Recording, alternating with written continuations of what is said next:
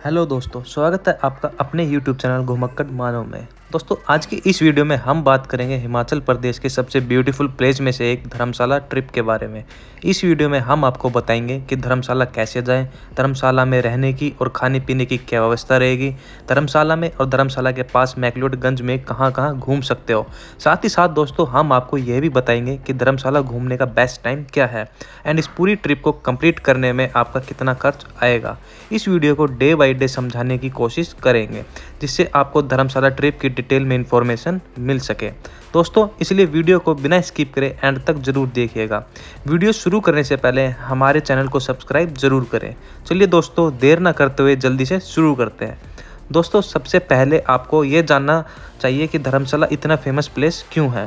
धर्मशाला हिमाचल प्रदेश के कांगड़ा जिले में स्थित है। धर्मशाला शब्द सुनने के बाद ऐसा लगता है कि यह तीर्थयात्री के लिए रुकने की जगह है। दोस्तों, धर्मशाला का यह मतलब भी कहीं तक बिल्कुल सच है, बिकॉज धर्मशाला में कई फेमस टेम्पल्स भी हैं।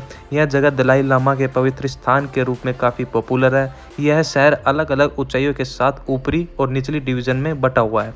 निचला डिवीजन धर्मशाला कहलाता है और ऊपरी division McLeod. Dharamshala and McLeodganj tourist का अट्रैक्शन का केंद्र जरूर बने रहते हैं। यहाँ पर आपको कई सारे टेम्पल्स देखने को मिलेंगे एंड अगर आप ट्रैकिंग एंड कैंपिंग के शौकीन हैं तो आपको यहाँ जरूर आना चाहिए, क्योंकि यहाँ पर कैंपिंग एंड ट्रैकिंग भी होती है।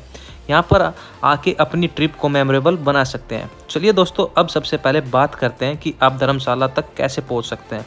दोस्तों, आप धर्मशाला तक बस, ट्रेन या फ्लाइट के थ्रू पहुंच सकते हैं। अगर आप बस के माध्यम से धर्मशाला पहुंचना चाहते हैं तो आपको दिल्ली से धर्मशाला तक डायरेक्ट बस की सुविधा मिल जाती है। दिल्ली से धर्मशाला की दूरी 480 किलोमीटर की है एंड आपको दिल्ली से डेली शाम 7 बजे धर्मशाला के लिए HRTC की बस एंड वल्वो बस की सुविधा मिल जाती है। यह आपको धर्मशाला तक 11 से 12 घंटों में ड्रॉप कर देती है। HRTC जाने की टिकट चार्ज 800 रुपये तक रहते हैं एंड वोल्वो बस के चार्ज 1500 रुपये तक रहते हैं। एंड अगर आप ट्रेन के माध्यम से धर्मशाला पहुंचना चाहते हैं तो आप अपने शहर से पठानकोट कैंट रेलवे स्टेशन तक ट्रेन के माध्यम से पहुंच सकते हैं।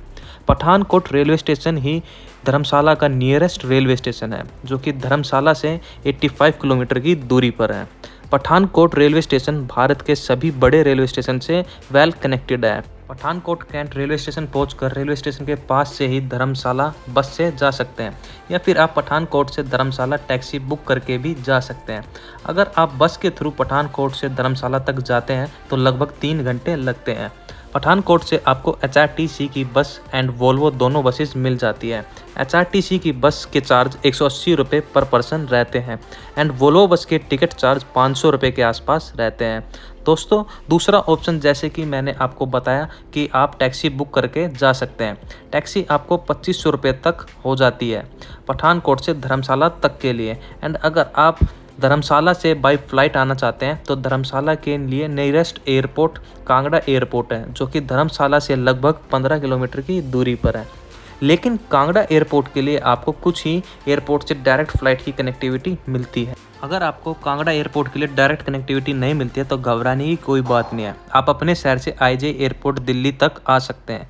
यहाँ भारत के बड़े बड़े एयरपोर्ट से भी कनेक्टिविटी मिल जाती है। दिल्ली पहुँच के आप HRTC या वोल्वो बस के थ्रू धर्मशाला तक पहुँच सकते हैं। एंड अगर आप दिल्ली या आसपास के शहरों से अपने व्हीकल से आना चाहते हैं तो आप आ सकते हैं, बिकॉज धर्मशाला तक पहुँचने के लिए रास्ते काफ़ी अच्छे हैं एंड ब्यूटीफुल व्यूज़ के नज़ारे भी देखने को। अब बात करते हैं धर्मशाला में ठहरने की क्या व्यवस्था है। दोस्तों, आपको धर्मशाला पहुंचकर मेन स्क्वायर मार्केट या फिर इसके आसपास में 2 किलोमीटर दूर पड़ता है बक्सूनाग, वहां पर होटल ले सकते हैं, जो कि आपको बजटेड होटल से लेकर लग्जरी होटल तक मिल जाएंगे। आपको इन दोनों जगहों पर 1000 से लेकर 7000 रुपये तक होटल ईजिली मिल जाएंगे। आप अपने बजट के हिसाब से होटल में ठहर सकते हैं।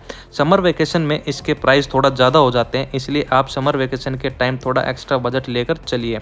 दोस्तों, बक्सूनाग में या मेन स्क्वायर मार्केट में होटल लेने से आपको सभी प्लेसेस में घूमने में आसानी रहेगी और खाने पीने की सुविधा भी इजीली हो जाएगी।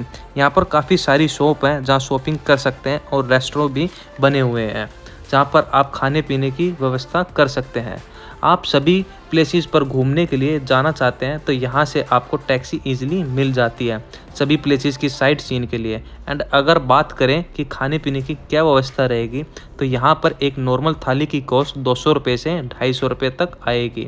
एंड दोस्तों आप यहाँ से फेमस मोमो को ज़रूर टेस्ट करें क्योंकि यहाँ पर काफ़ी फेमस माने जाते हैं। दोस्तों यह सभी व्यवस्था होने के बाद, खाने पीने हो जाने के बाद, उस दिन सबसे पहले आप बक्सूनाग टेम्पल के लिए जा सकते हैं।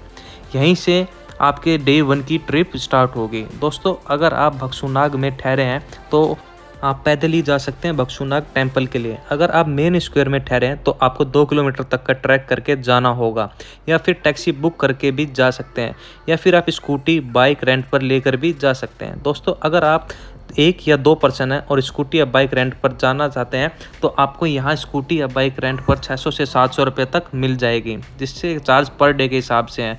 अगर आप स्कूटी या बाइक रेंट पर लेकर प्लेसेस को कवर करते हैं तो आपको रास्ते के ब्यूटीफुल नज़ारे भी देखने को मिलेंगे जिन्हें आप एंजॉय कर सकते हैं। बक्सूनाग टेम्पल बक्सूनाग विलेज में स्थित है। यह काफ़ी खूबसूरत टेम्पल है। टेम्पल तक पहुंचने के रास्ते में काफ़ी सारी शॉप्स, रेस्टोरेंट और होटल्स भी देखने को मिलेंगे। बक्सूनाग टेम्पल के अंदर आपको एक छोटा सा वाटरफॉल भी देखने को मिलता है। इस टेम्पल की पॉजिटिविटी भी आपको अलग ही फील देगी। इस टेम्पल में दर्शन करने के बाद इसी मंदिर से आगे बढ़ के बक्सूनाग वाटरफॉल के लिए जाएंगे। यह वाटरफॉल मंदिर से लगभग 1 किलोमीटर की दूरी पर है, जहाँ पर आप पैदल भी जा सकते हैं। इस 1 किलोमीटर के ट्रैक में आपको रास्ते में अलग ही नज़ारे देखने को मिलेंगे। धौलाधार वैली के नज़ारे कुछ अलग ही जोन में आपको ले जाएंगे। अब आप 30 से 40 मिनट में ट्रैक करके वाटरफॉल तक पहुंच जाएंगे। बक्सूनाग वाटरफॉल काफ़ी ब्यूटीफुल वाटरफॉल है जो कि धर्मशाला और मैक्लोडगंज की तरफ आने वाले हर टूरिस्ट को अपनी ओर अट्रैक्ट करता है। आप इस ब्यूटीफुल वाटरफॉल के नज़ारे देख सकते हैं। यहाँ पर थोड़ी देर बैठकर टाइम स्पेंड कर सकते हैं। दोस्तों ध्यान रखिएगा यह वाटरफॉल थोड़ा रिस्की रहता है, इस वजह से यहाँ नहाना अलाउड नहीं है। दोस्तों इसके बाद आप वापस मेन स्क्वायर मार्केट की तरफ आ जाएंगे एंड वहाँ से लगभग 1 किलोमीटर की दूरी पर दलाई लामा टेम्पल है, जहाँ पर आप जा सकते हैं। दलाई लामा टेम्पल ब्यूटीफुल होने के साथ साथ तिब्बती एंड इंडियन कल्चर को भी दर्शाता है।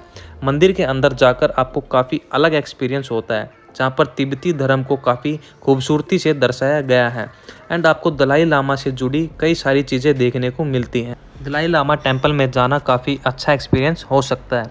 यहीं पर आपको मोनेस्ट्री भी देखने को मिलती है जहाँ पर आप जा सकते हैं। दोस्तों दलाई लामा टेम्पल में दर्शन के बाद, मोनेस्ट्री में घूमने के बाद आप रात का डिनर करने के लिए जा सकते हैं एंड इसके बाद आप वापस अपने होटल में जा सकते हैं। यहीं पर आपको डे 1 समाप्त होगा। एंड दोस्तों इसके बाद नेक्स्ट डे यानी कि डे 2 में धर्मकोट के लिए जाएंगे। धर्मकोट मेन स्क्वायर से लगभग 2 किलोमीटर की दूरी पर है। धर्मकोट को मिनी इजराइल के नाम से भी जाना जाता है बिकॉज इस जगह पर आपको ज़्यादा इजरायली टूरिस्ट देखने को मिलते हैं। एंड धर्मकोट पहुंचकर आपको कांगड़ा वैली के ब्यूटीफुल नज़ारे दिखना तय है। अगर आप धर्मकोट तक अर्ली मॉर्निंग पहुँच जाते हैं, धर्मकोट में इंजॉय करने के बाद वहीं से त्रिवेणी ट्रैक के लिए भी जा सकते हैं। धर्मकोट से ही त्रिवेणी ट्रैक की शुरुआत होती है जो कि 8 किलोमीटर का ट्रैक रहता है। काफ़ी अच्छा एक्सपीरियंस होगा अगर आप इस ट्रैक को करते हो तो रास्ते में आपको काफ़ी सुंदर नज़ारे देखने को मिलते हैं। साथ ही ट्रैक का भी अलग एक्सपीरियंस देखने को मिलता है। पहाड़ों पे पतले पतले रास्तों से चढ़ना काफ़ी मज़ा आता है। आप इस एक्सपीरियंस वाले रास्ते पर चलकर त्रिवेणी ट्रैक के टॉप पर पहुंच जाएंगे। त्रिवेणी टॉप पर पहुंचने के बाद आपको आसपास की खूबसूरती देखने को मिलेगी। दोस्तों आप नीचे धर्मकोट से या मैक्लोडगंज से ही कैंपिंग के पैकेज ले सकते हैं। त्रिवेणी टॉप पर कैंपिंग में ठहरने का एक अलग ही मज़ा आता है एंड रात को बोन फायर में भी मज़ा आता है। लेकिन पर्सनली मुझे ऊपर प्राइस काफ़ी ज़्यादा देखने को मिले। वाटर बॉटल के प्राइस 50 रुपये तक हो गए थे एंड मैगी के प्राइस 100 रुपये तक हो गए थे एंड वॉशरूम की भी कोई सुविधा नहीं थी वहाँ पर। कैंपिंग करते समय आप इन बातों पर ज़रूर ध्यान दें, इसलिए आप उसी तैयारी से जाएंगे। आप अपने साथ नॉर्मल खाने पीने की चीज़ें रख सकते हैं एंड एक वाटर बोतल अपने साथ ज़रूर कैरी करिएगा। दोस्तों ध्यान रखिएगा विंटर सीजन में त्रिवेणी ट्रैक के बंद होने के चांस ज़्यादा रहते हैं एंड त्रिवेणी टॉप पर मोबाइल नेटवर्क भी नहीं आता है। एंड अगर आप कैंपिंग पैकेज लेकर जाते हैं तो आपको 1000 पर पर्सन हिसाब से पड़ता है। इसमें आपको गाइड की सुविधा भी मिलती है जो आपको ट्रैक के दौरान गाइड करते रहते हैं। आप उस रात बोनफायर में मज़े करने के बाद कैंप में स्टे करेंगे एंड अगली मॉर्निंग उठकर सनराइज़ के ज़रूर आनंद लीजिए एंड अपने कैमरे में सनराइज़ को ज़रूर कैप्चर करें, जो कि वहाँ से काफ़ी मज़ेदार मूवमेंट है। एंड उस दिन आपको डे 3 स्टार्ट हो जाएगा। मॉर्निंग में आप वापस मेन स्क्वायर के लिए आ जाइए एंड थोड़ी देर होटल में रेस्ट करने के बाद आप डल लेक के लिए जा सकते हैं। ये मेन स्क्वायर से 3 किलोमीटर की दूरी पर है, जहाँ पर आप स्कूटी बाइक रेंट भी लेकर जा सकते हैं या फिर टैक्सी लेकर भी। 4 सीटर टैक्सी आपको राउंड ट्रिप 1000 से 1200 रुपये लेती है। डल लेक घूमकर आपको वापस ड्रॉप कर देगी। डल लेक काफ़ी ब्यूटीफुल लेक है, जो कि धर्मशाला आने वाले टूरिस्टों को यहाँ पर आने को मजबूर करती है। आप भी यहाँ आकर अपनी ब्यूटीफुल टाइम स्पेंड कर सकते हैं। दोस्तों, डल लेक में घूमने के बाद आप अपने होटल में वापस जा सकते हैं या फिर उस दिन अपने शहर के लिए वापस लौट सकते हैं। अगर आपके पास और भी टाइम है घूमने के लिए तो धर्मशाला क्रिकेट स्टेडियम के लिए जा सकते हैं या फिर नाडी विलेज के लिए जा सकते हैं। यह काफ़ी खूबसूरत जगह है और यहीं पर आपकी ट्रिप समाप्त हो जाएगी। दोस्तों, ये सभी प्लेसेस पास में हैं, तो आप पैदल भी जा सकते हैं या फिर आप टैक्सी बुक करके या फिर स्कूटी बाइक रेंट करके। टैक्सी के चार्जेस मैंने पहले ही आपको बता चुका हूं और स्कूटी बाइक के भी चार्जेस बता चुका हूं। दोस्तों, मेरे हिसाब से आप काफ़ी सारी प्लेसेस पर तो पैदल ही कवर कर सकते हैं, बिकॉज भीड़ होने की वजह से यहाँ काफ़ी टाइम ट्रैफिक जाम रहता है, जिससे कि आपको गाड़ियों से जाने में प्रॉब्लम होती है। जो दूर है थोड़े, उनके लिए आप स्कूटी लेकर जा सकते हैं अगर आप 2 पर्सन हैं। अगर आप फैमिली के साथ आए हैं तो कैब बुक करके भी जा सकते हैं। दोस्तों, मैक्लोडगंज एंड धर्मशाला आने के बेस्ट टाइम की बात करें तो यहाँ पर आने का बेस्ट टाइम हर दिन रहता है। डिपेंड करता है आप यहाँ स्नोफॉल के लिए आ रहे हैं या फिर समर वैकेशन में हिल स्टेशन पर आ रहे हैं। समर वैकेशन के टाइम यहाँ पर आपको काफ़ी भीड़ देखने को मिलती है एंड होटल के प्राइस भी यहाँ पर बढ़ जाते हैं। समर वैकेशन के टाइम पर दोस्तों, मेरे हिसाब से आप एक बजट ट्रैवलर हो तो जून से अक्टूबर के बीच आ सकते हो। इस समय यहाँ पर आने में भीड़ भी कम देखने को मिलेगी एंड प्राइस भी थोड़े कम रहते हैं। दोस्तों, आप यहाँ सीज़न टाइम आते हैं तो मैक्सिमम प्लेसेस पर पैदल ही घूमने चाहिए। तो बजट से ही बात कर लेते हैं, पूरी ट्रिप को ख़त्म करने में कितना खर्चा आएगा। तो दोस्तों, आपकी इस पूरी ट्रिप को ख़त्म करने में एक पर्सन का 5 से 6000 रुपये आएगा, अगर आप स्कूटी रेंट पर लेते हैं या टैक्सी बुक करके आते हैं। तो मैंने इसमें आपके सिर्फ धर्मशाला पहुंचने के बाद का खर्चा इंक्लूड किया है। तो दोस्तों, आज की इस वीडियो में बस इतना ही। आई होप आपको मेरी इस वीडियो से धर्मशाला ट्रिप की इन्फॉर्मेशन मिली होगी। अगर धर्मशाला ट्रिप से जुड़ी कोई क्वेश्चन मुझसे छूट गया है तो आप हमें कमेंट करके पूछ सकते हैं या फिर आप हमें इंस्टाग्राम पर मैसेज करके भी पूछ सकते हैं। वहाँ पर भी आपको इसी तरह की जानकारी देते रहते हैं। आई होप और अपने दोस्त और परिवार के साथ ज़्यादा से ज़्यादा शेयर करें एंड चैनल को सब्सक्राइब ज़रूर करें और बेल आइकन को प्रेस करना ना भूलें, ताकि आने वाली इसी तरह की और भी वीडियो को सबसे पहले देख सकें। धन्यवाद दोस्तों। जय हिंद दोस्तों।